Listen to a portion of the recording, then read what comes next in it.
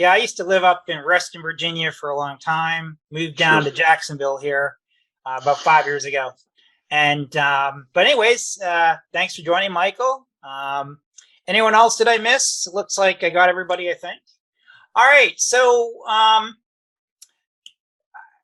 again, like I was stating, for those that might have just joined, just before I gave the quick intro, I own an online company called Techcommanders. We do a lot of cloud coaching and training, but consulting as well. And I'm based out of Jacksonville, Florida. I'm also a published author, so you might see some of my books on O'Reilly or Amazon or whatever. But with that said, before I started that, I was doing IT since I was in the Navy.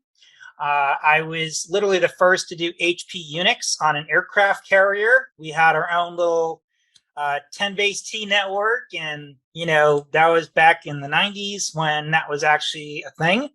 And but anyways, I did a ton of different work in different areas, pre-sales and post-sales. And all right, so I guess let's make this like an open forum. Feel free to I guess speak up if you have any questions. Again, this call was really meant to be like an open office hours, as we would call it typically, where as a customer or as someone that is just calling in to find out more about something, that's why we're here. I'm here to answer questions or give you insight. So for those that are like interested in cloud computing, like if you want to become a cloud engineer or cloud architect, there's a lot of different opportunities.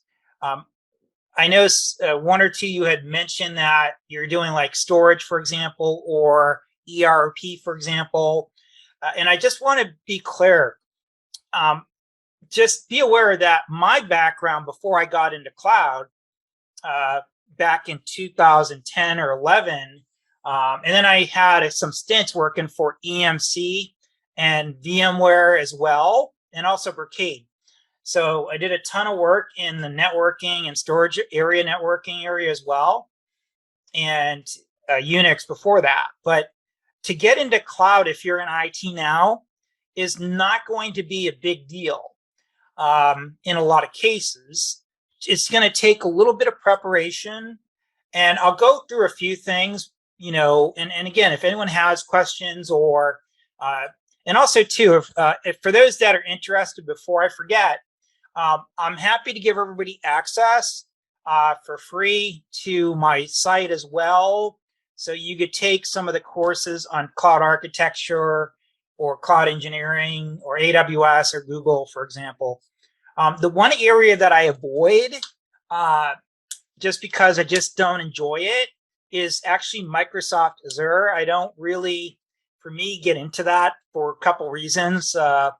But there's just so much work with AWS and Google that I don't really feel the need to learn Azure.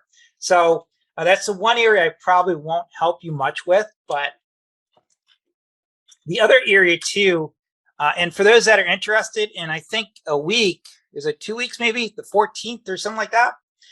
Time flies. I'm having a session on how to deploy blockchains on Google Cloud. So I was literally one of the first to basically deploy, for example, Ethereum on Google Cloud. This is years ago when Google, didn't really have a framework for that really, and they still really don't.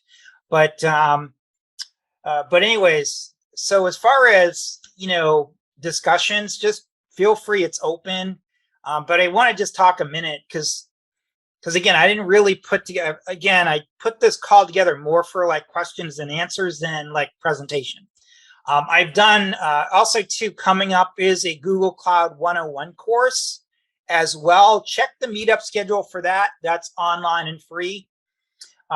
So that's about 2 hours that I go through everything Google Cloud step by step. It's all demos mainly, and I just show you how to get started and all that fun stuff. But all right, so anyways, if you're in IT, just be aware this is not going to be that hard because you have that tech background. And one area, though, that I think people that have a background in programming, you're going to be much more sought after, though, than someone that doesn't. That's typically what I see. And from someone that, had to deal with Perl, now, if you're old enough to know Perl, you know what I mean. But just be aware that, if you do like Python now, or if you do like JavaScript, Golang is really hot with Google Cloud, for example, for several reasons. You're going to really find things to be, I think, probably more in demand. Now, at least when I say demand, what I mean is you'll be more marketable. I shouldn't say demand because, here's the fact. Even though most of the roles in cloud can be worked remotely without any issues, I'm seeing more and more companies now make everybody go to the office, even as a cloud engineer. I just had a student that I worked with like a year and a half ago who was asking for a reference for a new role out in Houston. It was one of those, petrochemical companies. It wasn't like Exxon or something. It was like, I don't remember. It was Schulenberger or some weird name. I think they do oil rigs or something, I think. But anyway, so he had to go to the office every day. That was the role he was interviewing for, and they didn't tolerate remote. So very interesting. So I think, your mileage may vary, but I will say, though, that the demand for cloud is going through the roof. And I'm not even looking. I'm still getting people asking me about roles. And let me put a link here in the chat. I encourage you, because I run a group on LinkedIn called the Google Cloud Certified Professionals Group. Now, you could join. You don't have to be certified. And I want to say there's at least 7 to 12 jobs posted there every day just on Google Cloud, because that's about the only thing I allow to be posted is Google Cloud jobs, unless if they're like Kubernetes, something related to a degree. So like what I'm getting at is the demand is there. There's a lot of companies looking for Google Cloud. So let me go ahead and pull up quickly here my sharing here, and I'll show you where to go. And if you want to sign up, especially if you're looking for a job, there's tons of entry-level jobs posted there. And there's also experienced jobs. And what's really nice about the whole thing is, let me make sure I share the right screen here. Okay. And basically here is the Google Cloud Platform Certified Professionals Group. So you could see here that it's cloud engineer, cloud engineer, cloud engineer, cloud architect. And this is just, you see, one day. This is just in one day. So, and I still got many posts, a couple posts, and more people that want to join. So I'm about 5,000 members. But what I'm saying at this group gets a lot of traction. I run several others, like the 3PAR group that gets no traction. But this one here is actually beating some of the AWS groups, oddly enough. Surprising. Not that it's competition, but I was surprised from when I started this how well that has taken off, to be honest. Okay, so I put the chat in the, I put the link in the chat, so you should be able to see that. But what I was getting at is, in case you missed it, or I missed it because I muted it, silly me, was that the demand for Google Cloud is there. There's no question. But the question is where you're located, I think, because oddly enough, a lot of roles still want you to go to the office at least a couple times a week. Not a lot of roles are remote all the time, but there is still a good amount of remote roles.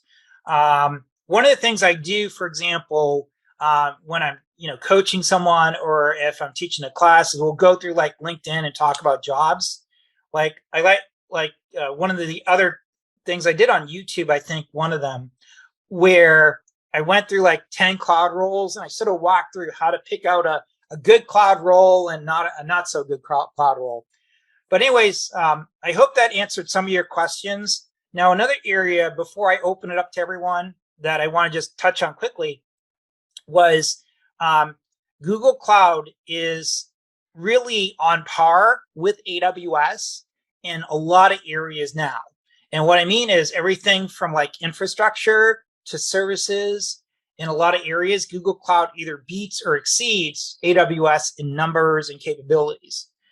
And there's a number of different reasons that is, just because Google is losing money right now. They're just spending tons of money on getting their services up to a competitive level, I think. But the argument like 5 years ago was Google Cloud didn't support me good enough, or Google Cloud didn't have, for example, enough flexibility in object storage like they of course have it now. Matter of fact, S3 and cloud storage pretty much have the same exact stuff.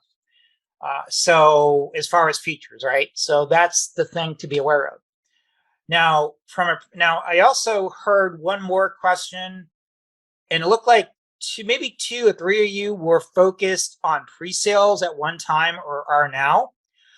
I will say that if I wasn't in Jacksonville, I probably would be selling cloud services like in a big city like DC, just because that's the best way to make money really quick and make a lot of money. Because as a pre-sales engineer, if you had a good sales team, you could do really, really well. And the one thing that I didn't care much for was typically like a cubicle job. So, because a lot of cloud engineer roles are going to be cubicle jobs. So, like I did one gig for the Navy, literally in Charleston for about 4 months, and I just couldn't last any longer. It was just too much sitting in a cubicle for 8 hours. So for me, I'm more of a people person. I like to get out and, sell and talk and whiteboard. Now, there's one skill that if you want to get into pre-sales, you need to know, and that's how to whiteboard solutions. That's an area that I don't see a lot of focus on. And this is true whether you work for like company like Google, or you work for Dimension Data, or you work for Computer Science Corporation or an Accenture. You need to know whiteboarding and do it really well. And these are just some of the skills you want to look at. All right, so I think I got us off to a good start. At least, again, this is the first time doing one of these types of sessions to see how it works out. I'm happy so far with the attendance. Is really great. And let's see, as far as questions, anything I could help out on. I know everybody gave me some hints at what you'd like to hear. So let's go ahead and go around the room, and let's just leave it open for those that would like to ask a question. Feel free to speak up and unmute, and then we'll just take our turn. Any questions I could help with?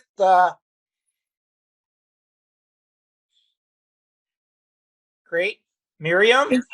Great. Hey, yeah. Sorry, I had a question. So, Yes. I don't know if this is maybe like too specific for this group or this call, but how would you approach, talking to a customer in a whiteboard scenario about, helping them understand the benefits of migrating to a infrastructure as a service versus like platform as a service? Because I know a lot of people will ask that question during interviews, and I just wanted to know maybe like how do people approach that? What does the whiteboard look like? I guess I don't know. Excellent question. I think I can help you with that. All right, let me share my screen. I'm going to pull up my online whiteboard. So just give me 1 second, Marianne, and I'll be happy to talk about it. Now, in the meantime, while I pull up my whiteboard, let's think about, for example, the use case, though, for infrastructure, platform, and software as a service, because it's very important we make that distinction before we really talk about anything with the customer. We have to know, first of all, like, if it's a virtual machine, chances are they probably have it hosted on VMware, let's say, or it's hosted on, a type of Zen server, whatever, and they may just want to migrate it over, but maybe it's, a development-based virtual machine platform, and maybe we don't want to manage it like for example, as a production VM. So there's a lot of things we could talk about there. Just wanted to get you thinking. Okay, so let me pull this up and let's talk about it. And give me a second here to move a few things around because I have to admit I'm a little bit. I have so many screens. I probably need to scale down. It helps when you do documentation. Yeah, 1 second. Let me pull it up. I'm going to pull up my app. So there's an application that I use called Miro. It used to be called, or at least a version of it was called, basically AW app was a name. And let me just go ahead and log in here, pull it up. And it's actually really great in so many ways, in the sense, okay, so I have it up. Let me share my screen now. And screen 3. Okay, so you should be able to see this now. Okay, do you see my screen okay? Let me move that out of the way. Yep. Great, okay. All right, so now since we're not in person, I would typically like to do a whiteboard, with good old markers per se, but this is the next best thing. So for example, here, I could take, for example, let's take this whiteboard here around Google Cloud connectivity. And what I could do is I'm going to go over here. I want to erase all this. And then let's just add on to a few things just to make it easy.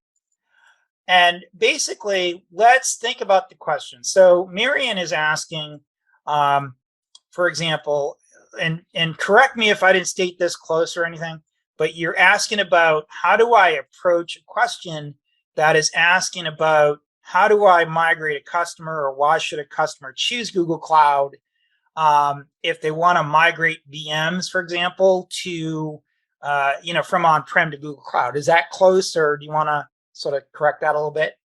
Yeah, I think that's correct. I want to know. So my goal is to be able to whiteboard like an infrastructure as a service scenario, but also be able to whiteboard a platform as a service scenario where you're just using like App Engine versus using like Compute Engine for like maybe the VMware scenario or whatever. Exactly. So great thought process there. So the first thing again is with the customer, we want to clarify first as a use case. So let's say, for example, Marian, I'm the customer. I'm saying, so let me just give you a scenario and then you let me know what you think. And then we're going to draw it out and we'll talk about it. Is that okay? Yeah, sounds good. Yeah. And this is the same approach I use, for example, if I'm working with the customer or I'm coaching someone, whatever the issue is, basically, or even teaching generally. Because one of the things that I've learned is a lot of people will talk, but almost no one can actually do anything sometimes, when it comes to a lot of these instructors. So I'm not saying they're bad instructors. It's just that a lot of times they don't communicate or actually walk you through the process.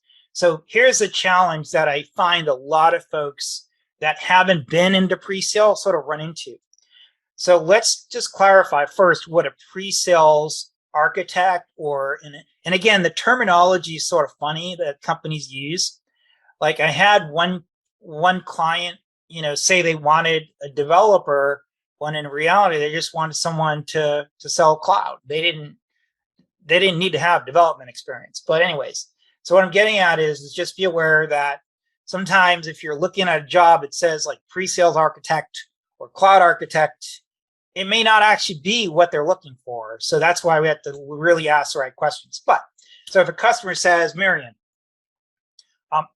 right now I have, let's say, 100 virtual machines running VMware, and this is basically a production application for, let's say, desktop as a service. Now, if I say desktop as a service, does that sound like that would be platform, software as a service, or infrastructure as a service? Without asking any more questions, what would be sort of your first thought? So my first assumption would be that it could either be software as a service or infrastructure as a service, which is probably incorrect. But nope. And that's where you want to ask some more questions. All right, so one of the questions, and I'll give you some ideas. Again, I'm not here to put you on the spot. I'm here to sort of challenge you, but also challenge everybody else on the call as well to think, what would I do in this case? And these are the things that you're going to run into either in an interview, for example. There's actually a company down here called Deloitte. I think they're everywhere. Deloitte's like a big consulting firm, right? But they have a big office over near Disney or whatever, or close to Disney. And they were talking to me about a possible role. One of the things that they had, this is like 2-3 years ago, and I wasn't really interested because I knew they would just put everybody through the ringer, and I don't have the patience anymore for that, for what they typically want people to do. So I just said, listen, get to the point. Can you let me know, what are you looking for? And this is why I always tell, for example, customers and students, if someone's like running you around, whether it's a customer or it's a student or an instructor, just say, can you get to the point, So here's some questions. Again, the point here is I want you to think about what could be the possibilities. So as a customer, I'm now going to say, okay, well, here's the main use case of the application, and here's what I'm looking to do with it. I would like you, Marion, to have your company migrate from VMware to, for example, a open source version of Linux. In other words, running a hypervisor that's open source and not VMware. What do you think of that? Would that be software, platform, or would it be more infrastructure? That sounds more like infrastructure, because you would be paying GCP or AWS or whatever to host the infrastructure, which would basically be the VMs. Yes, exactly. Yeah, perfect. And yeah, that's exactly, because here's the thing. There's a lot of manual labor that has to be done, right, to migrate from basically one platform to another. And the reality is that there isn't any good solutions. And again, let's focus on just Google Cloud and third-party solutions that we could add to Google Cloud. There is not anything that's going to do a really solid job at handling something like that. We of course could use a migration engine, but there's limitations to that as well. So this is going to be really hosted on Google Cloud. We're going to manage it day to day. So one of the other questions I would ask the customer, just, I'll do 1 or 2 more questions. Let me know if that helps. And then if anyone else wants to jump in, feel free. I'm happy to hear everybody else's opinion as well. All right, so here's one more question as from a customer perspective. All right, so now that I have migrated from Google Cloud, how would I effectively manage my VMs remotely? How would you answer a question like that? Let's see. So I would probably, I would still say compute or infrastructure as a service. And then, getting into the capabilities of the compute engine. So, I've been studying a lot for this, and I probably don't know as much as I need to know, but, compute engine gives you the platform for managing your VMs, and you can also spin up new VM instances. So, lets them provision new infrastructure as well as manage their existing virtual machines. Okay, perfect. That's a good way to think. And now let's talk about one more scenario, because this is probably something that I would say, I don't know, it's hard to tell the numbers like percentage wise, but I would say about 1 out of 3 customers will migrate from VMware to VMware on a cloud service.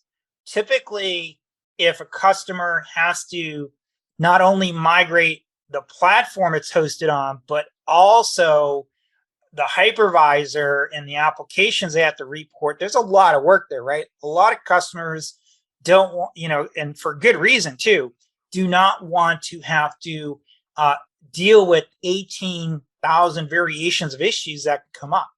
So let's say, for example, I want to just migrate, for example, my virtual machines hosted on VMware locally to Google Cloud. Is there a service with Google Cloud I could use to work or help with that? So to clarify, when you say do that locally, what do you mean? Do you mean without by consuming as many resources? Yeah. Let me clarify that better. So let's say, for example, as a customer, I want to move from, let's say, let me draw this out since I actually brought this up for a reason, actually. So let's say, for example, here I have my virtual machines. I now want to host these virtual machines here. Now, there is a service on Google Cloud that I could use basically to help facilitate some of this. And it is called VMware Engine.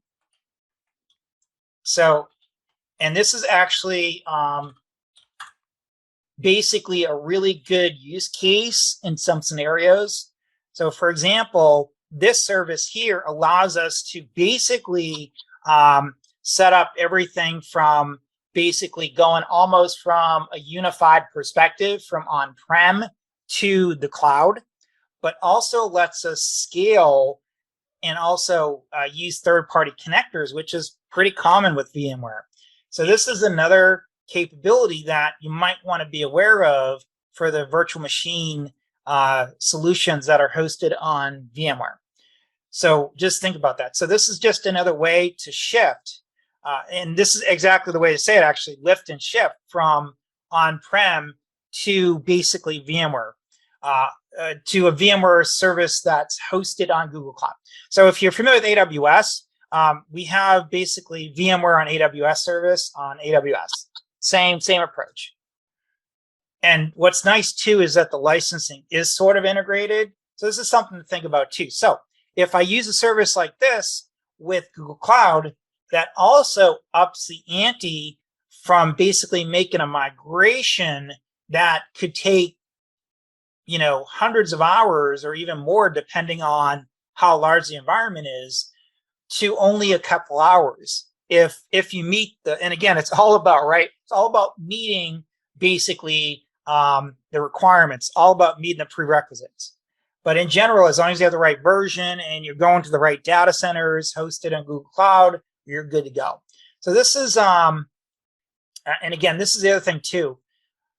Google Cloud is like constantly updating and changing the names of services every few months, it seems like. So one month, it's Stack Driver. The next month, it's Cloud Operations. So nothing unusual, but just be aware it's very easy to get confused sometimes over some of the services because they're always changing the names, it seems like.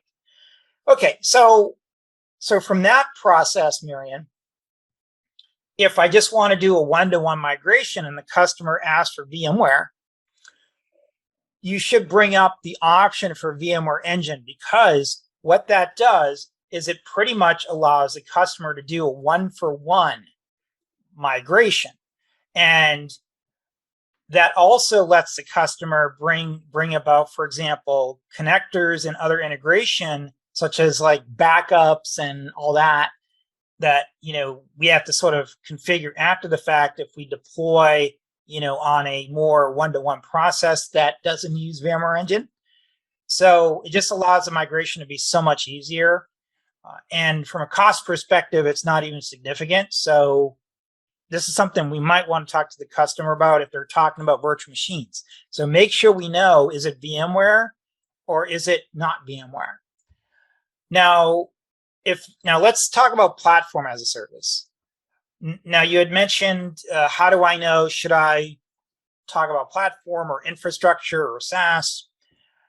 Now, what is the use case for platform as a service, first of all? Marion, what would you sort of state it as? So the way I understand it is the best situation to bring in a platform as a service solution would be when a customer is trying to, build cloud optimized apps instead of, if they're trying to innovate more and they're trying to build apps that aren't just limited to like legacy infrastructure or whatever, web apps, mobile apps, things like that. But they don't want the overhead of configuration and resources required for that development platform. Exactly. Yep. Couldn't have said it much better. So you got it. Perfect. All right. So let's say, for example, now and let's go around the room after this and get some more insight or questions and just try to sort of think about how we might want to approach a different question. But basically, let's say now, Marion, I'm going to ask you a different scenario. All right, so Marion, our current development platform would like to go basically from basically from like a Java environment hosted locally to and on GitHub, let's say as well, to an environment that's hosted totally on Google Cloud. What would I use for services as part of that? Now again, there's a lot more that goes into that, but from a high level perspective, what are you thinking? What would pop into your head from like a service perspective to first of all manage the virtual machines to host the VMs on, but also the customer, that questionnaire also brought up basically some hints, for example, about hosting basically their basically software environment or their basically mainline, as we would call it in the development world, or basically like Git repositories. What would be a solution we could use on Google Cloud to help the customer with that as well? Let's see. Yeah, that definitely sounds like a tricky one. I would like the first thing I think is that it would be like a hybrid kind of solution where, to manage the virtual machines, you would use something like Compute Engine and, like you said, the VMware engine, which thank you for explaining that. I didn't really understand where it really fit with the Compute Engine. So it would be a combination of maybe that and also the App Engine where you can kind of develop more modernized applications with GitHub and all that. Good. Good. So basically, for example, and again, this is where you're going to want to dive in with more questions and talk about the architecture typically. So you probably want to draw it out with the customer. So for example, let me move my mouse here a little bit. And I think you can see the whole screen, right? Yep, good. Okay. So for example, on Google Cloud, let's say I have App Engine right here. And don't like how that is doing that. Let me do that. Is that right? Yeah. And it just seems like it's wider than normal, but yeah, I guess that's right. Yeah. Okay. One of the things about this app is they keep changing it. So sometimes it just looks different. Okay. So as far as like with App Engine. So first of all, if I have VMs, I'm going to actually, let's do this. This is just, I don't like how that's going. Go to text. Okay. So I'm going to use App Engine. And then what I also want to use, and let me go ahead and I know that's hard to see probably. Okay. So you should be able to see that easier. Okay. Yeah, it's hard to use a mouse. Okay. All right. So when it comes to like App Engine. So what is a use case for App Engine? Well, basically, this is a hosted development environment for runtimes. Now, some of the questions you might want to think about when talking to a customer is, first of all, are they using a runtime environment? Now, just for those that are new or don't know what I mean by a runtime environment, that's basically the development language that the customer is using. So, for example, if they're using Python, JavaScript, Golang, for example, even .NET now, and a couple others, for example, like 80% of the customers will typically, at least from my experience, will use either Golang, Python, PHP, JavaScript, right? So those are the ones you're going to mainly probably focus on. Now, with that said, if, for example, the customer says, I'm running Python, you'll want to make sure that you understand the version that they're on and what is the version that they plan to go to. Now, can App Engine run any version of pretty much any of the supported languages? Sure, it can. However, that's going to affect how you deploy App Engine. There's two versions to App Engine that we need to know about. So we'll need to know, do we deploy, for example, App Engine basically with containers or without containers effectively? So we'll need to think about the deployment options for App Engine. Now, if the customer is going to deploy with containers, then that's not so much of an issue because the customer can just deploy the runtime pretty much with whatever version they want to support. But again, there's a lot of give and take here as well. So App Engine is probably going to be the best option based on what we're hearing. Now, can the customer do the same thing on for example, Compute Engine? Sure, absolutely. Can they use Cloud Functions? Not really, because it's not meant to deploy basically virtual machines. It's meant to deploy what's called a function, like little snippets of code that execute basically one little command effectively. So that might not be the right use case. So App Engine sounds like it might be the best scenario based on what they're saying now. Now, let's say the customer then added, okay, we also want to host our repository on Google Cloud. Now, Google Cloud does have a service where they could host basically a repository. And this is totally hosted on Google Cloud. And the reason you ask the customer, why do you want to do that? And the customer says, well, I want to make sure that my environment is as secure and as local to my build process as possible. Because if I have my, for example, repository out in the internet, so if I'm out in the outer webs here, right? And let me get my pen again. So for example, let's say here, they're out here on the internet. They have to keep going back and forth, from Google Cloud to the internet to basically save their repositories, updates, all that on GitHub, let's say. But the cloud source repositories, for example, will be local here to Google Cloud. So that brings a lot of value to a lot of development teams because they don't have to worry about traversing the internet, adding additional layers of security. It also removes a lot of latency because if you're not familiar with Google Cloud, all the traffic that goes, for example, in the same region and zone goes directly over Google's own, well-provisioned, basically network. So that's important to realize as well. So that's just one thing. So from that perspective, hopefully that gave you some ideas to start thinking about. I know one of the areas that will be a challenge to someone that does not know a lot about development is that, and I don't know the numbers per se, but I was told by a couple Google SEs that pretty much, and this is not public per se, but it's not classified. So what I'm getting at here is not a secret, but most of Google's customer base really is development focused. And what I mean is that chances are the customer is really going to be proficient in development like applications. They're going to be a startup. They're going to be typically focused in a lot of cases to more of a growth company in a lot of cases as well.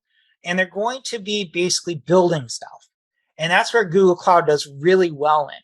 Now, AWS, again, we could talk for hours between the use cases between all the platforms. But with AWS, most of their market share has come from customers that are more or less what I call the store and forget it customers. That doesn't mean there isn't a ton of customers using AWS for building stuff. Sure, there's tons of them as well. But that's where AWS really got their start. Google has always been development focused. Now, Google, in case you're not aware of this, if you're going to be selling Google Cloud, I would recommend you go out and learn Kubernetes if you don't know it, and Golang as well, because when a customer has those two areas, also machine learning and AI, Google's an amazing fit for those areas.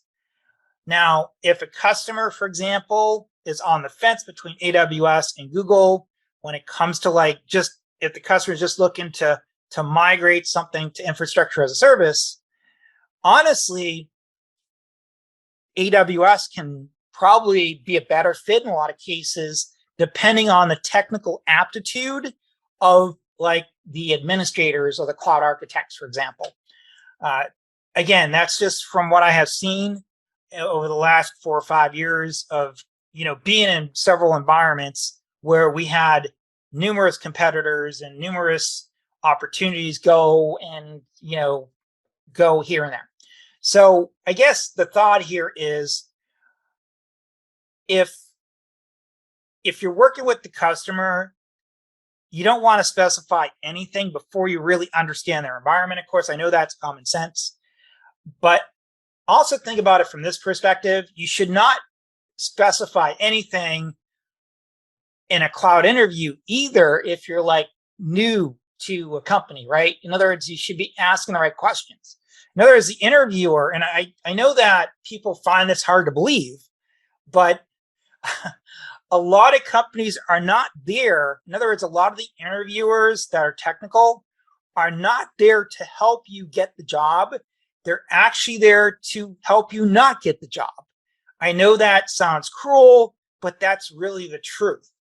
And I know from my experience, because I do a lot of technical interviews, on a third party basis as well.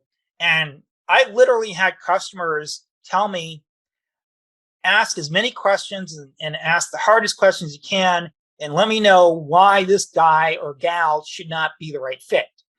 This is odd because you would think in a job market that has high demand, they wouldn't be doing this. But I literally had a company last week tell me that literally verbatim. It was like, I really couldn't believe it. And this is the same company that would have a job posted for 8 months, literally. So again, sometimes you're going to run into that. So I guess my thought here is, I know there's a lot to think about. There's a lot more questions hopefully people have. Does that sort of give you some insight, Miriam, before we move on? Yeah, I think that's super, super helpful. I really appreciate that a lot. That does help me understand what I need to focus on. Yeah, and also, for anybody else studying for these interviews too. But just to kind of recap what you said. So, having a good understanding of Kubernetes and containerization and things like that. And then, development challenges, development environments.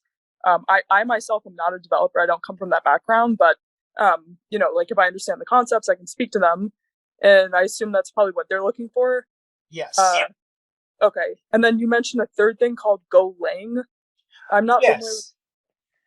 So Go or Golang. So basically, that's a development language that's really popular on Google Cloud. And the reason is that Google, for example, pretty much created Golang.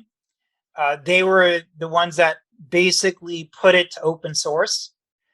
And then Kubernetes is also an open source solution that Google was actually running in their own environment for years before it was released to the public. It was called a project called Borg, I believe, still. So with that said, what I'm getting at is the fit for Google Cloud still is development focused.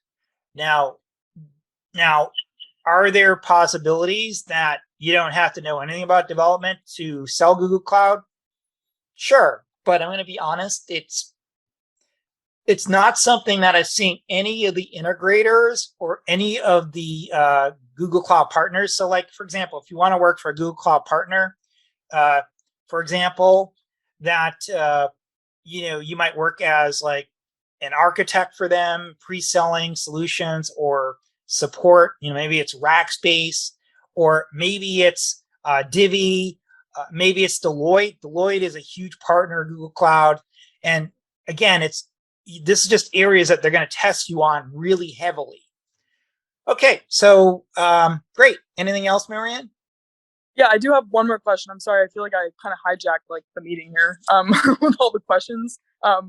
Yeah, I just had one more question about so when we're talking competitive differentiation between like GCP and Amazon Web Services or like other cloud providers, would you say that the ability to containerize applications, that's definitely where GCP would shine? Like if that was one of the questions, I could definitely say, yeah, GCP provides, like the App Engine where, it's a perfect platform to basically build and manage existing containerized applications, for modernizing workloads and kind of adding new features and making it more user-friendly, things like that. Would you say that is accurate differentiation? I would say most of the time it would be accurate. area too with Google Cloud is that they have Kubernetes engine, which is really meant for hosting containers as well. But it's all about the use case. But to answer your question, I would say most of the time that seems to be the case. Absolutely. Okay, thanks. Okay. All right. Next up, anyone else? This is Neeraj here. Two follow-up questions on your previous statement, wherein Sure. you mentioned about Golang, go for, and I come from a development background, Sure. although I'm not accustomed to Python or Golang, and I was thinking just, practice and be good at Python. Would you still say that, apart from learning Python, also go for Golang, assuming I intend to go as a solution architect, cloud solution architect? That's a good question, and that's really hard to answer in a lot of respects because I don't like to mislead people because everybody is in a different location, different experience. But from what you've told me, here's Mm-hmm. just my opinion of what I know about you. Mm-hmm. Since you're a developer and you want to get into the cloud, whether it's AWS, Google Cloud, let's say, you already have like a leg up, as we would say, right? In other words, you're ahead of the Yeah. game in a lot of cases than someone that might have worked the help desk role that did do programming. Or I had a couple students, literally one was a hairstylist, and another one was like an Uber Eats driver or whatever that other service is. It's like Uber Eats or something, Dash Door or whatever, I guess, but DoorDash, whatever it's called. But you get the point. So what I'm getting at is a lot of it just comes down to how you sell yourself. But Mm-hmm. here's the kicker. If you're applying for a job, you have to have the right keywords to get through a lot of these, what I would call gatekeepers.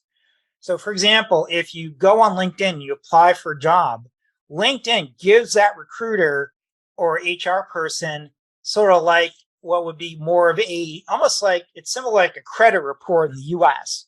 It's Mm-hmm. going to give them an idea of what a score is, how you match, but your strengths and your weaknesses, and some other information as well, about insight that, LinkedIn sort of adds on for the recruiters, for example.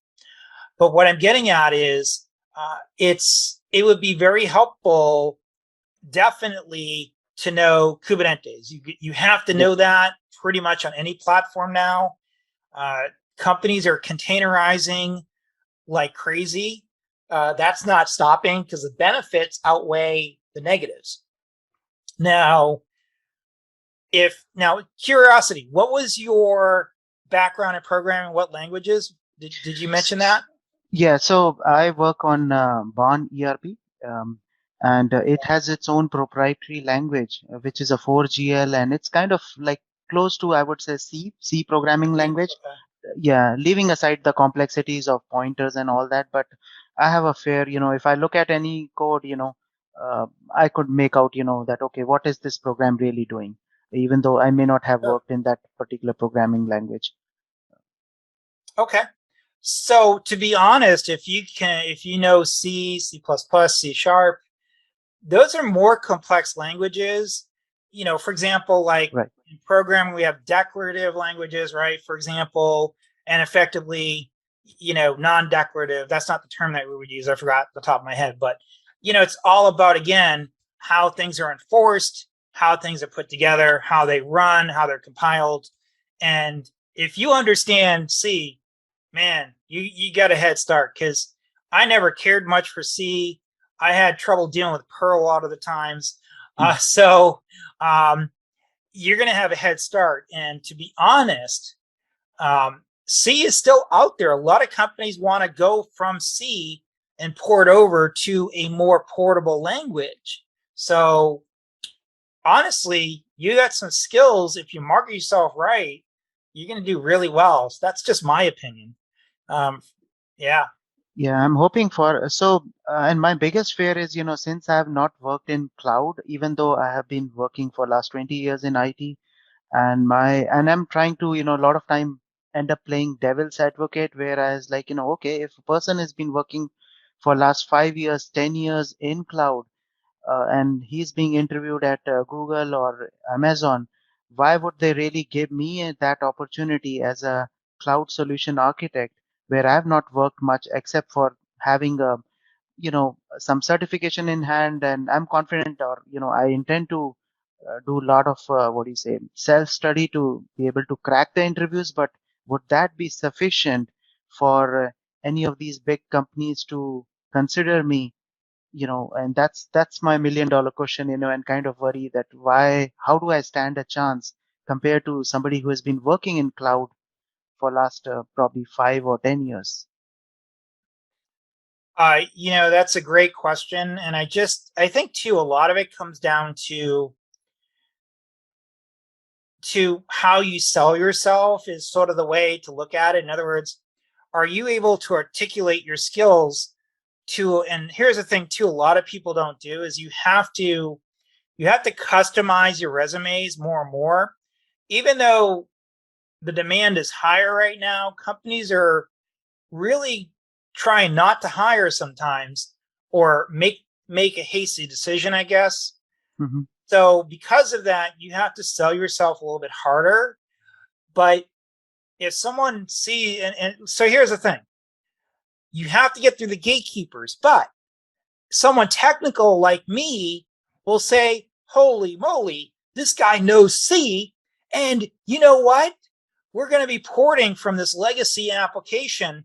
This is the person that I want because, this young kid who just graduated 2 years ago knows Python. But I know right now the complexity of like knowing C or C++ is nothing compared to Python, for example, or other languages.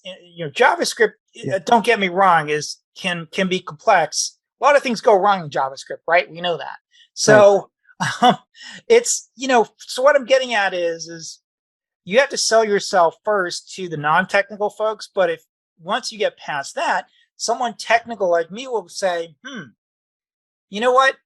Just because you don't have Python, I know that you'll pick up Python a lot quicker, than someone that doesn't know either, in my opinion. So that would be my thought. So again, I'm not trying to promise anything. I'm not trying to, Yeah. make it sound easy, but believe me, you have some advantages over a lot of people, even IT, like someone working at a help desk or someone, that might be a trainer who hasn't put together a script in his life, right? Right. So these are things, that are good. And then now here's the other thing too, is typically a good developer is able to articulate how things are put together and reverse engineer. And when you're migrating, for example, from one language to another, what do you have to do? Reverse engineer, right? Yep. Yep. Yep. So for me, I get it. I would hire someone like you, for example, over someone, especially if there's a migration, from on-prem to the cloud that is going to have two disparate languages. Like if I'm going to go from a legacy language to a more portable language or web 2 or 3 language, then I'm like, okay, I think technically this guy might be the better fit. Now, is it possible that you're technically a better fit, but somehow you don't sell the hiring manager? Because here's the thing too that I have found, and again, no one get offended or get upset. And again, I know there's always exceptions, but generally, typically people that are really, really technical are going to be more reserved. Hmm. Not all, and again, I know that's not always the case, but people that are less technical are typically going to be more a little bit less reserved and more open to speaking and selling, for example. I've always been sort of like in the middle. I've gone back and forth, and for me, I like being in the middle. I don't like being all left, and I don't like being all right, I guess, if that made Yep. any sense. So a lot of the roles I had were hybrid, where I got to dig into the tech, but I also got to sell it too. So that's where my fit was. Everyone's fit is going to be different. So I hope that gave you some insight. So Yep. I Yep. think you're on the right path, but the one area you definitely don't want to not have on your resume is going to be Kubernetes. Yep. Trust me, how many companies are, and so I'm also a member of the Linux Foundation. So they manage the CKE certification, for example, the CKA and AD, Node.js and all those certs, if you're familiar with them. Yep. But what I'm getting at is they're constantly, at their conferences saying that companies are, looking for this and looking for that. And the demand for Kubernetes is still there. And I get a lot of interest in it as well. So you just can't go wrong not knowing Kubernetes in a lot of the cases. Because if a company has not even thought about migrating from VMs to like containers, they'll likely be thinking about it in 2 or 3 years. When, for example, Oracle or VMware decide to jack up their licensing fees again. But also, too, technically, they're sometimes easier to manage and more cost effective if it's all done right. So, but also, too, you think about it too from a development perspective. If you're a developer, what would you prefer to do? And most developers will basically tell their management, we want to run Kubernetes because that's just pretty much the management platform of choice right now. Yeah. These days, companies are preferring the microservice architecture, and Yes. I completely agree with your other point also that having the soft skill is very important, not just having a sound technical skills. So one last question before I let you handle the other questions. So since I intend to get into this as a solution architect, would you say I should continue with that, or versus go as a initially start my cloud journey as a or a career as a, let's say, cloud data engineer, or something else within the cloud instead of jumping directly to the solution architect?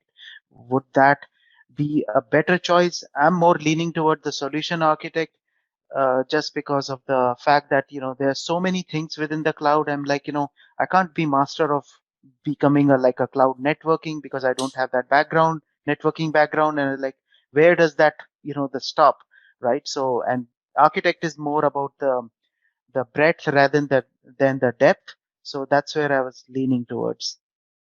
Yes, good question. And, again, it's just one of those questions I always tell folks, I can't decide that for you. You just got to think about it, Hmm. what you want to do and what you feel you would be better at. But here's just my thought is if you really want to sell and provide solutions for organizations, or you want to, let's say, become an enterprise architect. And I think it was it? I had to look at, I don't have my list here, but anyways, someone had mentioned they do a lot of networking, for example. So if you're Hmm. already doing networking, then, becoming an architect, like an enterprise architect, should be a natural fit if you're able to put together all the enterprise pieces, right? Yeah. Now, the question is, are you comfortable with showing up at a customer site? Now, before COVID, typically you'd have a lot of travel. You'd have to, you were forced to take customers out golfing. You were forced to take customers out to dinner or lunch, right? Now, some Hmm. people find that fun, some people may not. But what I'm getting at is typically a role that's more customer pre-sales focused is more sort of business development as well, typically.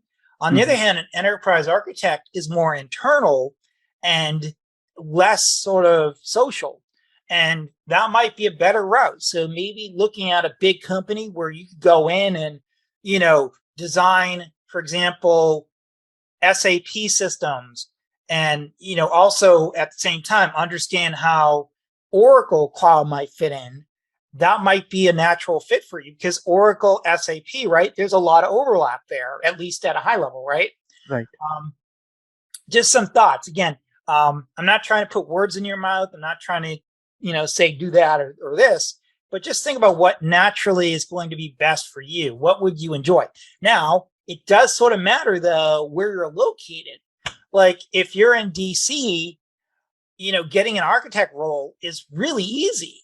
If you're in Jacksonville, Florida, or you're in Des Moines, Iowa, it's going to be a little bit harder because there just isn't a lot of roles. So it's all about, again, your location a lot of the times, because a lot of these roles you'll have to be meeting in person, especially now.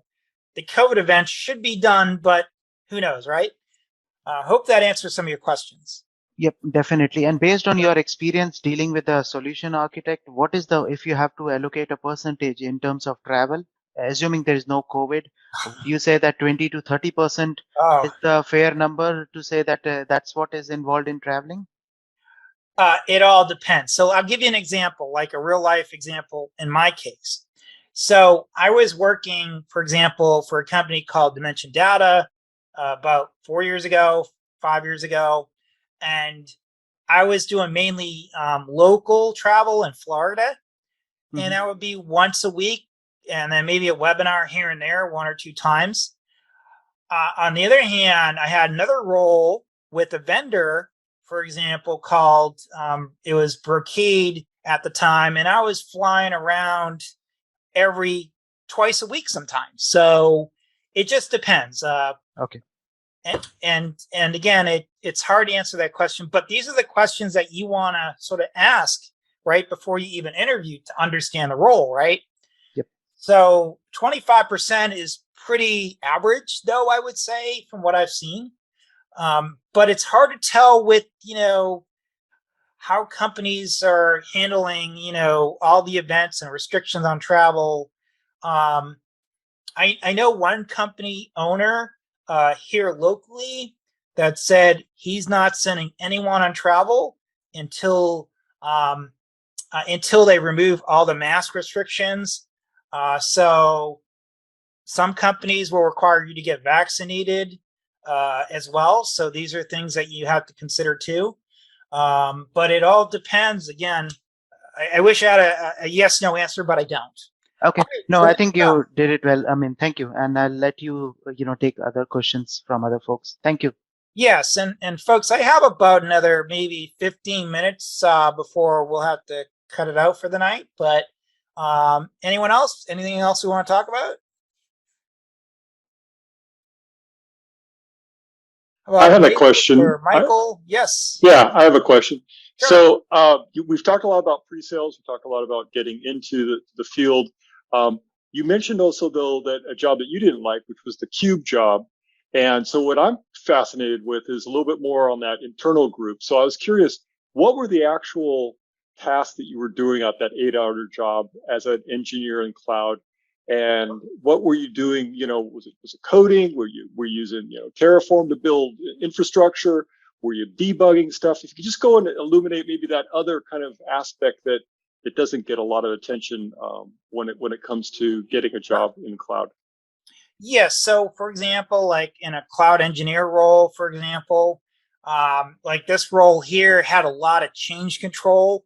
And for example, like now for those folks not familiar with change control, basically what that means is if there is going to be a change in the application, whether or not it affected you or not, you had meetings to go to, conference calls on a Friday after 4 p.m. typically. Why Fridays at 4 p.m. had to be the time they chose to do this was another story. But so that was one of the things. But also, too, there's a lot of politics, too. So for me, I personally don't care much about, who's dating who or who doesn't like this manager. And I think we all know when we have like a lot of these jobs, we've always had those jobs where it just seemed like there's always this internal strife that, it's like being part of a family, I guess, where you're there 8 hours a day at least. And, some people do well at it, some people don't. I was never one of those, I guess. And it wasn't a bad job. Don't get me wrong. But that was just one. But I had others before where I did a lot of government contracting, and that's another different world in itself. So, for example, with government contracting, you had to go to a military base every day and go through the entry and getting yourself searched, and it just got old. So, and then a lot of the times too, a lot of these government jobs, you don't do anything, and I know a lot of people would love a job like that where they just got paid and just complained all day. But that just wasn't me. So I found it a little bit, distorted to be doing that all the time. And I worked at the Pentagon. I worked at Fort Belvoir. I've worked over at the Navy Yard in Charleston, Hanscom Air Force Base, Naval Shipyard. So I came from a military background. So I sort of know a lot about that. And I think I got tired of the stagnation. But I did a lot of pre-sales, and that was sort of fun as well, those roles. So I think a lot of it, Michael, just comes down to knowing yourself. Some people are okay, but some of the other roles, some of the other, like what I would call job tasks or duties you had to perform in a lot of these roles. For example, I was working with a commercial customer for a few months up in Indiana, in Indianapolis. It was a retail store that sold sneakers. I'll just leave it at that. And basically, a lot of the stuff that they focused on was we had to put together backup strategies, recovery strategies. We also have to do a lot of what would be called FinOps, like financial operations. So basically, you'd be looking at the number of VMs deployed, how much would you, and what was like the utilization. And again, that stuff is fun for a while, but it just depends. Sometimes it just gets old quick, I guess. So, especially when you're in a dynamic environment, and I think the customer probably didn't totally understand where they really wanted to go and where they're at. And there's also a lot of change in management too at the time. So all these factors come into play. So, and for me, I'm sort of a type A. So I don't care much for sitting in one place. So I'm not saying it was a bad job. So for those folks that want to become a cloud engineer or a cloud manager, it's definitely high paying role. And there's going to be some great jobs out there. Don't get me wrong.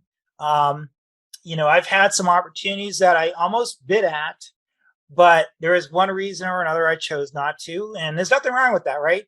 You might interview with 6 jobs and none of them may be of interest once you find out more about them, right? So I hope that answered your question, Michael. Now, to follow up on a few things, though, with that question, though, Mike, some of the other tasks, though, that typically, I had to do, but also most roles will deal with, too, would be generally focused on planning, for example, budgets. So that would be FinOps. I think I sort of mentioned that. Basically, before FinOps became FinOps, we would call that cloud financial management would be the term. So that was basically looking at monitoring tools, looking at budgets, setting up budgets, also too, setting up alerts. Another thing too that would come up is a lot of help desk calls. So for example, in a larger environment, like if you have, let's say about 10, I would say it depends on the industry too. But in general, if you have like more than 8 or 10 cloud engineers in a group, that's considered typically mid-size or large, depending on the industry. So if you have less than that from an cloud engineering group, that's typically small. So you did a lot of stuff yourself. So there wasn't like Joe's a really good Python scripter, so we're going to let him handle everything there. So if you're in a smaller group, you pretty much did everything. So those are just some of the things to think about, right? Another area too was dealing with like the networking issues. So for example, we had a VP that, always thought, that when, I think it was CenturyLink was the provider that they had. Whenever they went down, it was actually the cloud architect's problem, when in reality, we had no contact information for them. So it just depends on the role. Okay, great. Anything else? All right, Michael, good. Malik, Julie, any other comments? Was this helpful to everyone? Did you get something new out of it? Was this something of interest to do again? Oh yeah, absolutely. Yes, please. Okay, great. All right, and as a reminder, check out the Meetup schedule. Since I have my screen shared, let's look at it. There's a couple Google Cloud courses coming up that I'm teaching. not courses, but meetups, I should say. But they're like mini courses. So for example, that's the blockchain. Let me go to the right group here. So with the Google Cloud group, again, for those that might have joined after, I manage the Google Cloud and the blockchain one. So we have the blockchains, for example, on Google Cloud coming up on 13th. And then May 3rd is the Google Cloud Platform 101 course. And then I have another How to Become a Cloud Architect as well, course coming up as well as a meetup. Okay, any other questions? How can we connect you with you on LinkedIn? Yeah, feel free to just connect on LinkedIn. Let me know. I in fact did it I think last week I was trying to, but it was asking me for your email ID so that I Really? could send. Yeah, and that's Oh, where I was like, maybe because of the privacy setting, I could not let me check send that. it.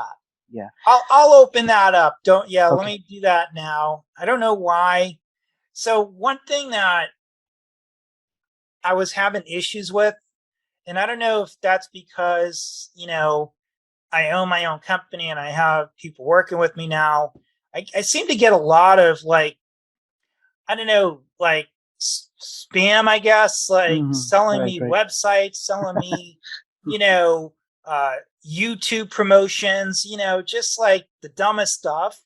And Yes. sometimes it would be 4 to 6 a day. And I just said, I turned off a few things. So I might have just turned that off by accident. But thanks for bringing that up. I guess that's why it's been really quiet lately. As they say, like Yes, whenever I feel depressed, I yeah. always go into my spam folder and I always look for emails where somebody has just found me and they're trying to give me a couple of millions of dollars because Yeah. I inherited. I was like, that feels good. And forget the blockchain companies because I have a couple books on blockchain I published years ago before blockchain was sort of cool. Because I used to work a lot with Hyperledger, more as a side hustle, and um, uh, yeah, I would have people trying to promote their NFTs to me. I even had the opportunity to give someone 1 Bitcoin for 200 Bitcoin back. What a deal, right? So if Anyways, I have to search you on O'Reilly, what should I search? I do have the O'Reilly membership. yeah, so I haven't been teaching the last couple months, but the last few I taught a couple Google Cloud courses in October, November, and December on the architect exam and the network engineer, security engineer exam. But just type in my name and you'll see what's available at the time. The other thing too is I will say with O'Reilly though, they've been cutting back their courses like crazy. I guess it's just they've been adapting to the environment. So like this, because I was teaching like the niche classes, because you could always find someone that could teach like the cloud engineer course or the AWS cloud foundations or whatever, the basics.